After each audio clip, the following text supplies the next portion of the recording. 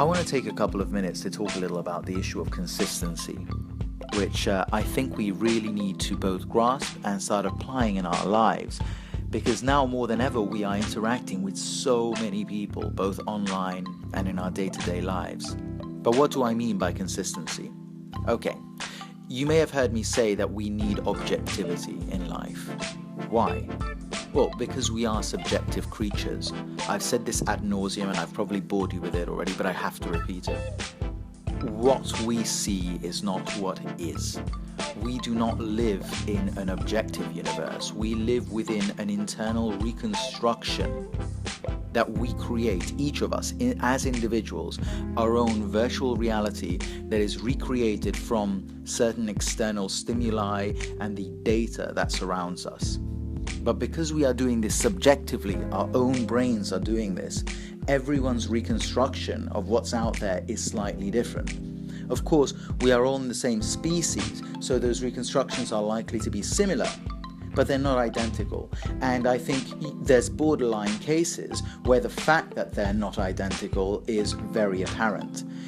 And I don't just mean the usual example I have of color blindness, where people are seeing things, the same thing, but they're seeing them slightly differently. I mean in the way we react to things. Those differences are so clear, and they show us that we each live in a very subjective realm. So if we're so subjective, how do we communicate? How do we agree on anything? How do we live in societies? Well, we do that by agreeing on certain infrastructures that inhabit the space between us. You're living in your own head, I'm living in my own head, and your head and my head each have their own sort of internal maxi screen, like a cinema, of what's going on out there. But it's projected from a real out there that we don't know. So in that out there, in that space between us, we lay down some infrastructures. Those infrastructures include language. Okay, we use the same word to signify the same object, so we can agree that we're talking about that object.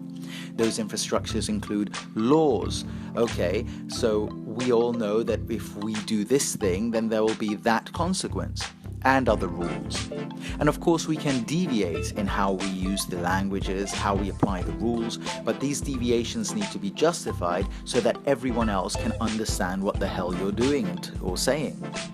So yeah, that's the basic framework for this conversation. You have a world with subjective creatures all sort of locked inside their own heads, all isolated, and in between them you have these bridges, these infrastructures of language and rules and laws that need to be understood by everyone for us to be able to live as communities, as societies.